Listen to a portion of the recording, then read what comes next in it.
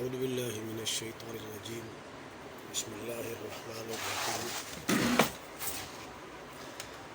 دوستو، آج میں شوگر کے بارے میں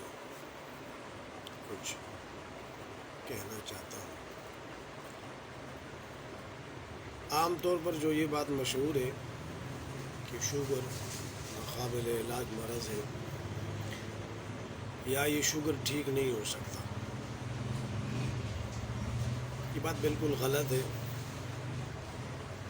اس بات کو سمجھنے کی ضرورت ہے کہ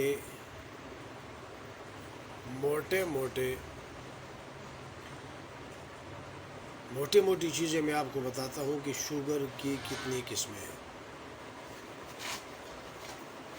جب تک آپ کے ذہن میں جو چیز ہوگی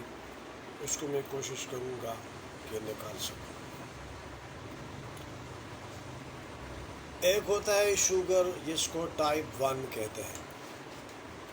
جو عام طور پر بچپن میں ہوتا ہے،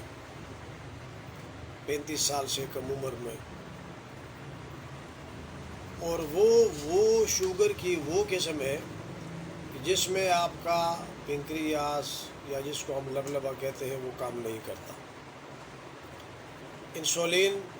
نہیں بناتا، کم بناتا ہے یا ناقص بناتا ہے۔ اس کا علاج تو بڑا مشکل ہے، اس پر میری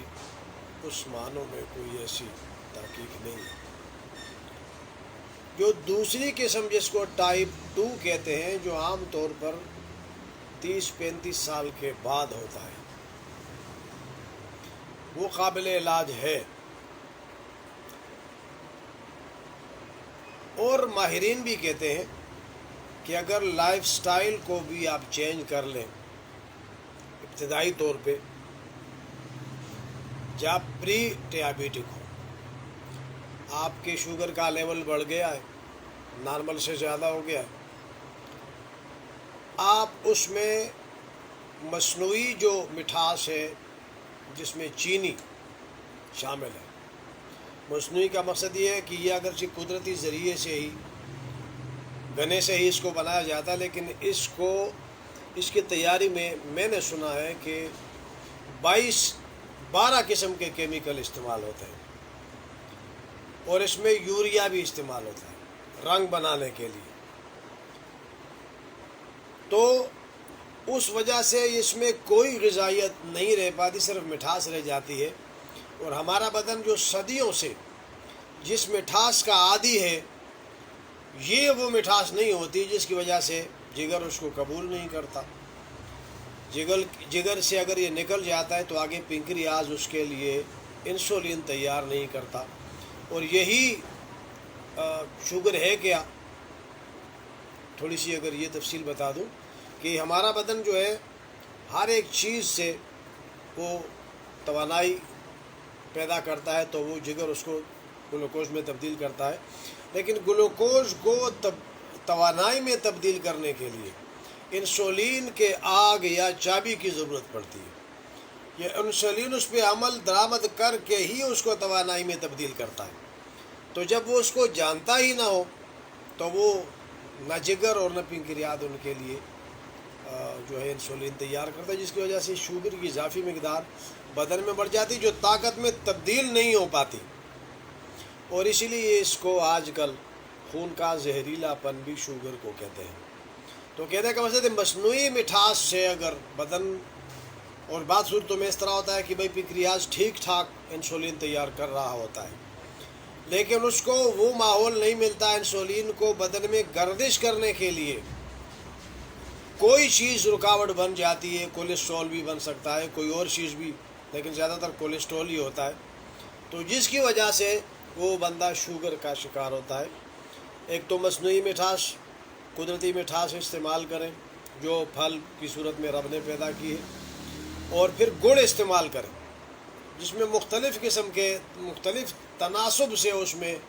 خوراک کے اجزاء موجود ہیں، اور بدن میں جا کے کام کرتا ہے، خوراک کو ہضم کر کے نکل جاتا ہے۔ اور یہ جو شوگر ہے، چینی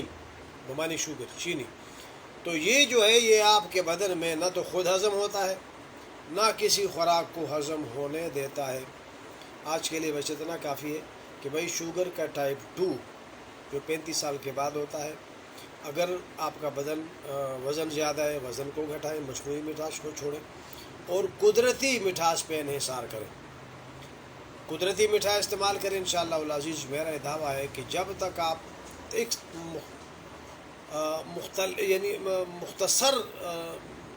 استعمال کریں گے، تھوڑا میٹھا استعمال کریں گے، تو پھر تو آپ کو شوگر ہونے کے امکان بھی نہیں ہے۔ اور رب نے جو پھل پیدا کیے وہ اس میں زیادہ تر سائٹرس فوڈ ہے، یعنی ترشا پھل ہے، وہ استعمال کریں تو میرے خیال میں زندگی میں آپ کو شوگر نہیں ہو سکتی۔ اور یہ چیز آپ کو بتائی نہیں جاتی۔ مختلف چیزیں تو آپ کو بتا دی جاتی ہے کہ اتنا اس تناسب میں استعمال کریں، اس تناسب میں استعمال کریں، لیکن جو جڑ ہے شوگر کی، چینی، میرا دعویٰ ہے اور انشاءاللہ غلط بھی نہیں ہوگا کہ آپ شوگر کو چھوڑیں، آپ کو شوگر نہیں ہوگی۔ پہلے شوگر سے مراد چینی ہے اور دوسری سے مراد جو مرض ہے وہ ہے۔ والسلام۔